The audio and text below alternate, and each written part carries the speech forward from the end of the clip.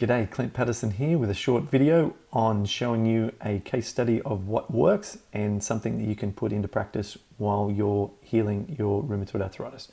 So this is an update from Julie, member of our Paddison program support, where we all communicate and share information about what's working and where I offer personal coaching and also monthly support calls.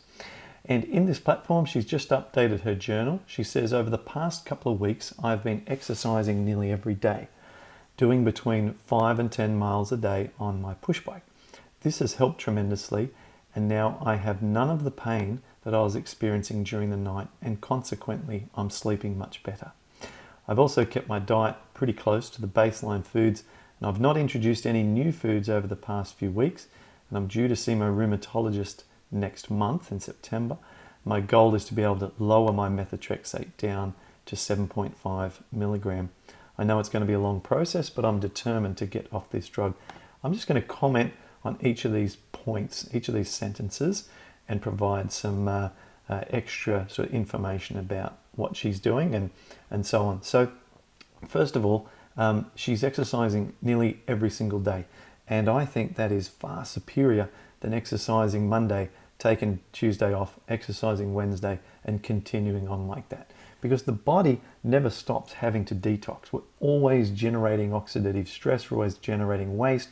You know, you don't have a day where you don't go to the toilet and then you go to the toilet the next day. The body's always operating at in a continuum. So we want to keep moving as much as we can, and we should also take that to the extreme on a day-to-day basis as well, and don't sit down all day and exercise once. Try to, if you can, move as much as possible. So park your car a little bit further from where you need to go to the office, so you have a little walk there, just look for opportunities to keep moving. Okay, so she's riding 5 to 10 miles a day on the push bike. This is not an excessive amount of exercise. This is that on a push bike, that's not actually that far, depending on your skill level and your level of frequency that you ride your bike. Bike riders, if that's a flat platform, that's not that far, but it's enough to get the heart rate up. It's enough to really engage your muscles and build strength and feel the somewhat elation that you get from being out, feeling the wind in your face and feeling active. Okay, so this has helped tremendously. As we know, exercise is basically half of our program, half of the plan to get well, and she now has none of the pain experiencing during the night, sleeping better. Fantastic. Now she's kept her diet pretty close to baseline foods during this period of time, and this goes to show that we don't need to be in a hurry to expand our diet and chase the next food, then the next food. Progress is not the first person to have the most number of foods that they can eat. Progress is the person who has the control over the inflammation long term.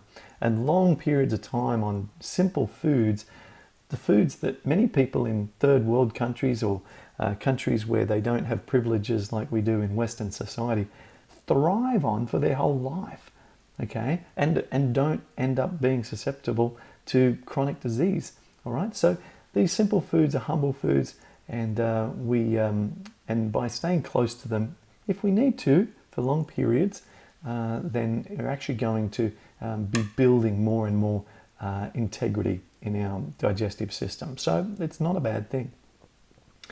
Okay, so she's not introduced any new foods, keeping close to simple foods, and she's due to see the rheumatologist, and the goal is to lower methotrexate down to 7.5 milligram. So she's already on a low dose of methotrexate. You can see how well she's doing here. And also, there are guidelines. Anyone who has our program can see the how to get off methotrexate video inside the materials. And you can see that in that I provide a very detailed guideline around that. And the basics are that we want to really make sure that we're not doing it too quickly, because it's all fun and games while we're lowering. But if we go too far and then we have to bump back up again, and we find that when we bump back up again, we're not quite getting the hold that we did before, well, that can be really upsetting and cause us to feel discouraged. We want no discourage. We want encouraged positivity, hope.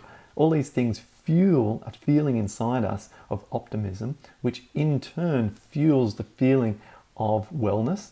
And we know that the gut-brain connection, the emotional side of us as well, all plays a big role in our healing. So we want to be in a state where we're looking forward to where things are going and all that. So better to be cautionary than to be too aggressive. But Julie knows that. We've talked about that inside her journal here. So she knows it's going to be a long process, but determined to get off the drug. And again, I will continue to work with Julie and make sure that she not only gets closer to achieving her goals over the coming months, but we also just take things nice and steady.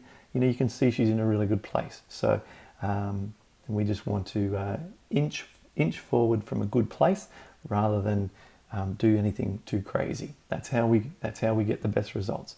All right, I hope that's helpful for you today. Sending lots of wellness and good luck. Keep up the great work.